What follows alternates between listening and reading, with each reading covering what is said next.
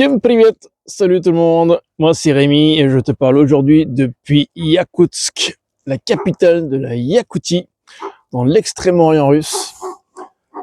Là je me fais accompagner par les chiens. Voilà, donc je viens d'arriver à Yakoutsk et cette vidéo est la première que je tourne pour toi depuis la Russie. Et je vais donc te montrer ma grande traversée depuis la Laponie, où j'ai habité pendant 25 ans, jusqu'à ici, à Yakoutsk. N'oublie pas de mettre un pouce en l'air, évidemment, pour cette vidéo, de t'abonner à la chaîne, sans oublier de cocher la petite cloche pour être prévenu de toutes mes nouvelles vidéos, qui, j'espère, t'inspireront, te donneront des idées, et t'informeront surtout sur la Russie, et en particulier maintenant la Yakoutie, en Sibérie. Écoute, partage aussi cette vidéo avec les gens dont tu penses que ça peut intéresser. Et puis c'est parti, on y va, поехали.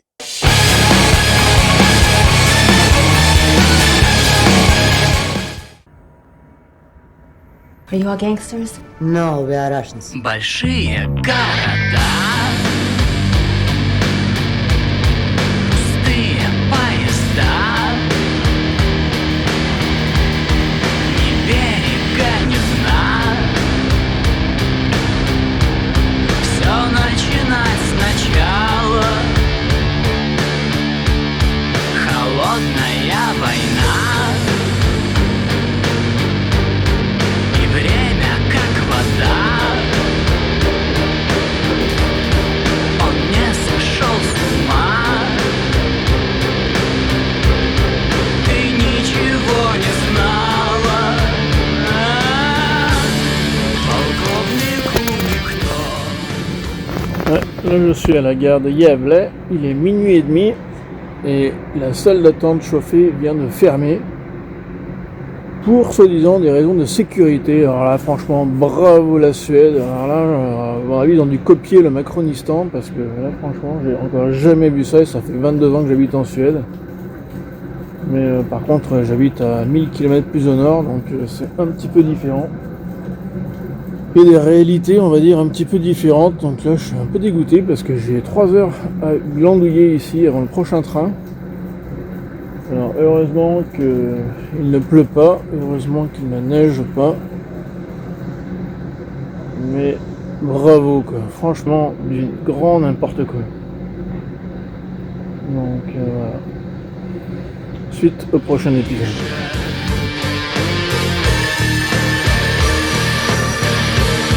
Полковника никто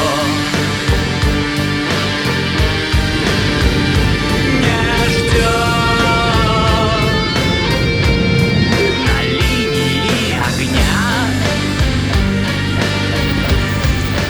Et je suis à Moscou. Je suis à l'aéroport de Sheremetyevo à Moscou et ça a pris moins de 5 minutes pour le passage de la douane. J'hallucine, c'est la deuxième fois de ma vie où ça va aussi vite. J'ai juste regardé le passeport, pris mes empreintes digitales, pris une photo et terminé. Ça a pris moins de 5 minutes, montre en main. Franchement, j'hallucine, quoi. Donc voilà, je suis en Russie pour la style 20e fois de ma vie. Et voilà, c'est parti pour de nouvelles aventures. В которых никогда ты раньше не бывала. И рвутся поезда на тонкие слова. Ça y est, je suis enfin douché. Et la seule chose qui me reste à faire, c'est d'aller bouffer. J'ai une fringale, laisse tomber. Donc voilà, du coup, je me suis pris une chambre dans un petit hôtel à un tiers du chemin entre les deux aéroports, parce qu'en fait, j'ai atterri donc à Sheremetyevo, qui est l'aéroport principal de Moscou, qui est situé juste en banlieue nord. Et demain, par contre, pour aller à Yakoutsk, eh ben, je pars depuis Domodedovo, qui se situe à l'extrême sud de la banlieue moscovite. Et du coup, entre les deux, il y a, je sais plus, 80 ou 100 km à faire en passant par le périph'. Et là, du coup, j'ai fait un tiers du trajet en taxi pour arriver ici. Alors pourquoi ici, pourquoi pas en plein Moscou? Ben en fait, il y a plusieurs raisons. L'une des raisons, c'est que j'avais vraiment pas envie d'aller à Moscou, de me taper les embouteillages, etc., machin. Donc j'ai préféré rester pas très loin du périph'. La deuxième raison, c'est qu'ici, il y a tout ce qu'il faut sous la main, et puis il y a des prix décents au niveau bouffe, au niveau tout ça, au niveau hôtel aussi. Donc ça, c'est aussi l'une des raisons. Et puis la troisième raison, c'est en fait que demain, je vais rencontrer une connaissance qui habite pas très loin d'ici. Donc du coup, on va se retrouver probablement ici à l'hôtel pour aller manger un truc sur le pouce avant que je continue en fait mon voyage en taxi vers l'aéroport suivant, l'aéroport de Domodedovo. Donc voilà, écoute, je te fais un petit... tu vois, c'est vraiment en plus dans ma couleur préférée. Mais voilà, le style typique hôtel de base, on va dire. Là, je paye à peu près 50 € pour la nuit. Donc, tu vois, c'est vraiment le style typique russe. Avec, bon, ça, il y a tout ce qu'il faut, quoi. La douche, voilà, la douche, tout ce qu'il faut, comme bref. Un hôtel tout banal, on va dire, au standard russe de base pour 50 €. Écoute, c'est parfait. Donc, moi, je pourrais enfin dormir là parce que ça fait à peu près plus de 40 heures que je suis debout. J'ai dormi un petit peu dans les avions, mais bon, on dort pas super bien quand on est assis et quand il y a le bruit des moteurs, quand il y a le bruit des moteurs et etc. C'est pas génial. Donc là, enfin, j'ai un lit. Je vais faire une bonne grasse mat, je pense. Et puis demain, aux alentours de 11h30 midi, donc on va se retrouver avec cette connaissance. Et puis voilà. Puis après, le voyage continue. Donc voilà, une petite étape. Ah oui, alors ce que je voulais dire aussi, un truc qui m'a vraiment soufflé. C'est en fait le passage de la frontière, en fait, de la douane. Au printemps dernier, la dernière fois que je suis venu en Russie, j'ai aussi atterri à Sheremetyevo, au même aéroport. Et entre les heures d'attente et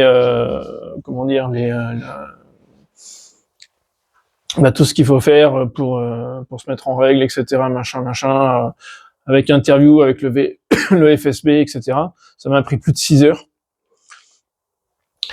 Et là, en fait, au contrôle des passeports, donc au petit guichet là, dans mon passeport, il y a le visa en question. Je peux bouger là. Je l'ai mis dans ma poche, peu importe. Il y a le visa en question, donc le visa, on va dire, idéologique. Et c'est écrit dessus. Le mec, il a regardé le visa, le passeport, le visa, il a regardé toutes les pages, machin, regardé que le truc était pas un faux, machin. Il a pris mes empreintes digitales des deux mains, donc des 10 doigts, photo faciale, etc. Et puis il m'a laissé partir. Ça a pris, je sais pas, 4 minutes, montre en main. Franchement, hyper rapide. Et c'est la deuxième fois de ma vie que j'ai un passage de frontière en Russie aussi rapide. La première fois, c'était aussi à Sheremetyevo, mais alors c'était il y a une dizaine d'années. Donc c'était bien avant tout ce bazar là qu'on a en ce moment avec les sanctions et tout ça. Et là, franchement, j'hallucine, quoi. Je suis vraiment très, très, très étonné, positivement évidemment. Mais du coup, j'avais pas du tout prévu de logement ici, en fait, au départ. J'avais pensé passer la nuit à la douane, en fait, en salle d'attente, à faire une nuit de merde à nouveau. Et là, très bonne nouvelle, ça a pris même pas 5 minutes. Du coup, je peux me reposer tranquillou. Et demain, ce qui va être un petit peu compliqué, ça va être le décalage horaire, parce qu'il y a 8 heures de décalage avec la France ou la Suède ou enfin l'Europe de l'Ouest. Et depuis Moscou, il y a 6 heures de décalage horaire, donc vers l'avant évidemment, parce que je vais vers l'est. Donc ça, je pense que ça va faire mal. Donc je vais essayer de gérer plus ou moins mon sommeil à ce niveau-là, parce que quand j'arriverai en fait à Yakoutsk, heure de Paris, il sera 23h dimanche, sauf que heure locale, ce sera déjà lundi 7h du matin. Donc quand j'arriverai, je me mettrai pas au lit, que la journée viendra de commencer. Donc il faudra que j'ai de l'énergie encore pour toute cette journée à venir, de lundi, avec 8 heures d'avance sur toi. Et donc voilà, pense que je vais essayer de dormir dans l'avion. En tout cas, là-bas, il y a 6h30 de vol direct de Moscou à Yakoutsk. Mais voilà, ce sera en tout cas la problématique de demain. Aujourd'hui, je suis content. C'est allé vraiment super rapidement à la douane. Là, je suis vraiment très très content. Après un voyage quand même bien fatigant. Mais voilà, il faut ce qu'il faut. Donc maintenant, je suis en Russie pour un bon moment et je suis vraiment ravi. Je suis vraiment ravi. Voilà. Ouais, un supermarché. Enfin, une petite supérette. Ils appellent ça supermarché, mais une petite supérette juste à côté de l'hôtel. Il y a un restaurant un petit peu plus loin. Enfin, vraiment tout ce qu'il faut, quoi. C'est un peu la cité dortoir, on va dire, de Moscou. La banlieue ouest, nord-ouest de Moscou. On n'est pas à Moscou même, d'ailleurs. On est dans un bled, entre guillemets, une petite ville qui s'appelle Krasnogorsk. Voilà, un petit magasin de quartier typique, comme il y a partout en Russie. Où il y a absolument tout, tu passes d'une pièce à l'autre, comme ça, c'est assez rigolo. Et il y a vraiment de tout, quoi. Tu vois, du muesli, du thé, café, enfin, vraiment.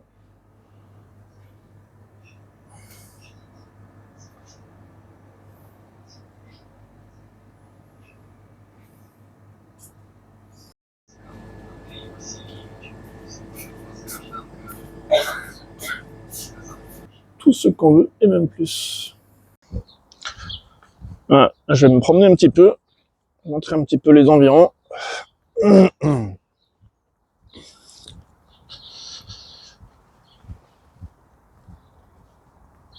2 jours.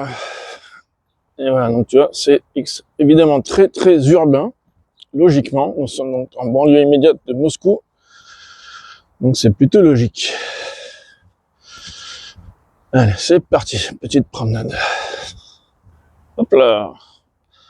La jungle moscovite, ou pré-moscovite, parce qu'on n'est pas à Moscou direct. Là, je suis à Krasnogorsk, donc la banlieue nord-ouest de Moscou.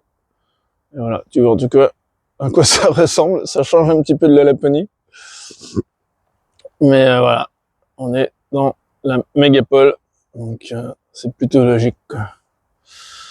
Donc voilà, micro-balade en fait, juste pour me repérer un petit peu dans les environs, pour chercher un endroit pour bouffer à midi, que j'ai déjà trouvé.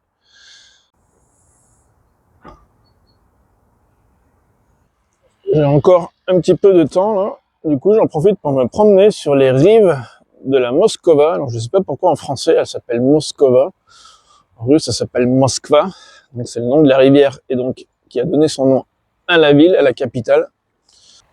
Et donc là, de ce côté-là, de l'autre côté donc de la Moskova, eh ben c'est Moscou. Et de ce côté de la Moskova, eh ben c'est Krasnogorsk. Donc je suis vraiment en banlieue immédiate. Là, tu vois, il y a un pont qui relie les deux. Voilà. Et donc là, je me balade. Et là, tu peux voir derrière moi, il y a une sorte de complexe super moderne là. C'est le complexe Crocus. Et en fait, tout le quartier ici, côté Moscou, donc côté de l'autre côté de la rive, s'appelle Crocus. Et peut-être si tu as une mémoire pas trop courte, tu te souviens de l'attentat qu'il y a eu à la salle de concert de Crocus. Et ben, c'était là-bas derrière le pont. Là, tu vois, il y a un truc qui clignote, il y a marqué Vegas, il y a une salle de jeu. Et juste derrière, en fait, donc c'était la salle de concert. En fait, je viens juste de demander à des passants parce que j'étais pas sûr exactement de là où c'était. Et donc, j'ai eu confirmation. Et voilà. Et donc, c'était arrivé, je m'en souviens très bien parce que c'est en fait l'un de mes groupes de rock russe préférés qui jouait à ce moment-là, le groupe Picnic, que j'adore. Franchement, c'est un groupe que j'aime vraiment beaucoup, qui existe depuis la période soviétique. Heureusement, il y a les membres du groupe n'ont pas été touchés par l'attentat, mais évidemment, malheureusement, il y a eu des civils touchés. Ben ouais, c'est pour ça que c'est un attentat, une chose absolument horrible. Et voilà. Donc là, je me promène sur les bords de la Moskova, et mon but sera une magnifique église vers laquelle je me dirige, que tu vas bien te voir qui est super moderne, qui change un petit peu du style classique des églises russes qu'on a l'habitude de voir, et qui, même pour moi qui en ai vu des centaines, celle-là elle est vraiment très particulière. Tu vas voir ça incessamment sous peu. Donc là c'est dimanche matin, c'est tranquille, il n'y a pas grand monde, jolie couleur d'automne, beaux érables là, plantés sur les berges, c'est assez sympa. Il fait assez beau temps. Pour Moscou en tout cas, pour l'automne, c'est pas mal du tout. Ah, voilà, je monte les escaliers et je me dirige vers l'église. Tu vois, il y a des salles de sport, enfin des salles de sport, des terrains de sport en plein air comme ça, de partout. Tiens, juste derrière moi là, avec des... Enfin pour faire la musculation, pour jouer au foot ou au basket ou à tout ce que tu veux. C'est vraiment... Il y a vraiment des infrastructures de malades, quoi. C'est hyper sécurisé, tout le monde se balade tranquillou. T'as pas de clodo, t'as pas de... Enfin vraiment c'est... Voilà, bienvenue dans la Russie du XXIe siècle. Une Russie qui a énormément évolué, dans le bon sens, je dirais, principalement. Voilà. Et là, du coup, je tourne un petit peu pour te montrer un autre terrain pour faire de la musculation et l'église dont je te parlais il y a quelques minutes. Hop, là voilà. On va s'y rapprocher. Donc le petit pont qui va à Moscou même, pour les piétons. Hop, je continue vers l'église. Alors pourquoi je vais vers l'église? En fait, je suis pas... Pourquoi je vais vers l'église? C'est en fait, je suis pas du tout je suis religieux ou même croyant, mais j'avoue que l'architecture, comment on appelle ça d'ailleurs? C'est que l'adjectif d'église, l'architecture cléricale. J'avoue, je trouve ça magnifique en fait, et celle-là, elle est vraiment très très particulière.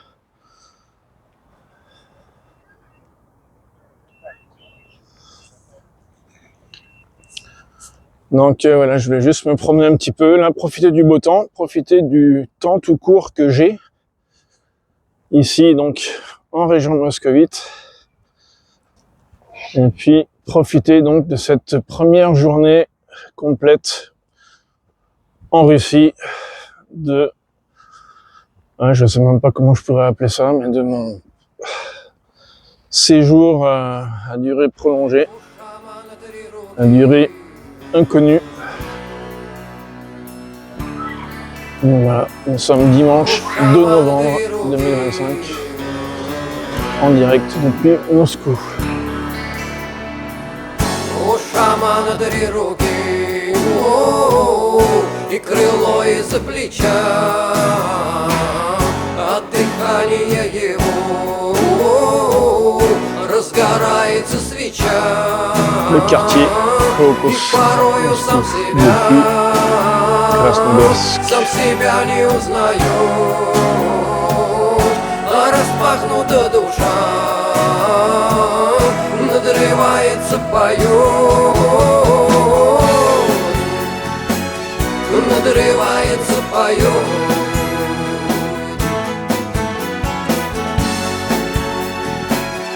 Надрывается, поет.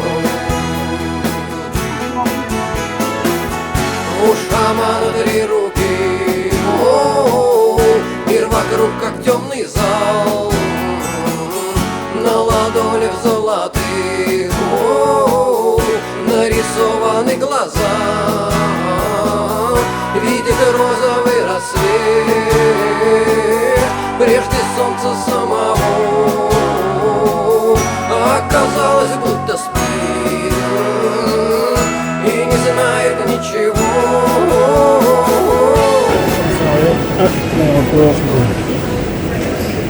De la Guédre, ça fait super bon cadeau. Je ne sais plus trop comment c'est.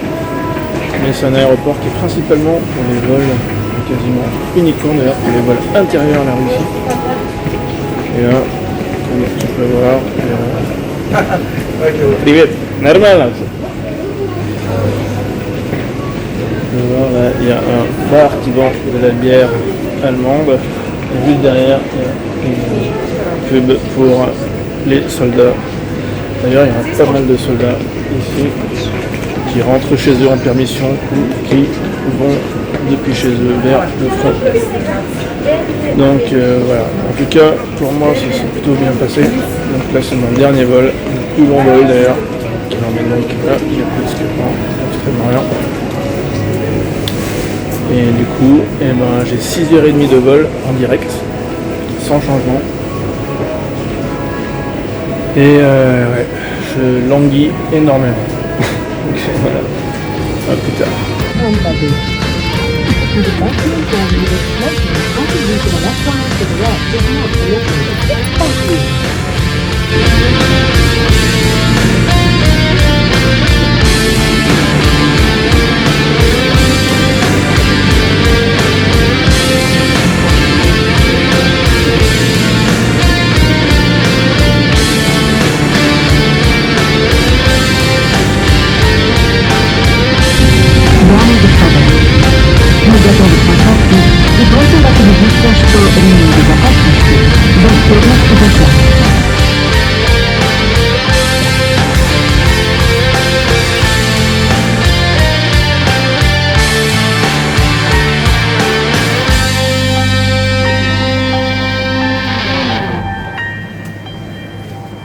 Это только начало. Будем надеяться. Это А так, только начало. в Южной Якутии, говорят, уже много снега. Там, Серьезно? Ага, где Ого. Алдан, вот, Алдан, Нерингри, Угу. Южная Якутия, там уже много снега, говорят. Угу. Интересно. Один парень знакомый есть, который там оленевод, оленями занимается, Да-да. в Алдане. И вот он мне в WhatsApp писал, что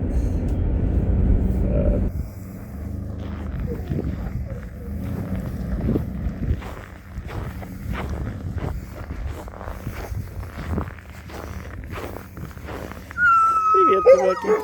Привет.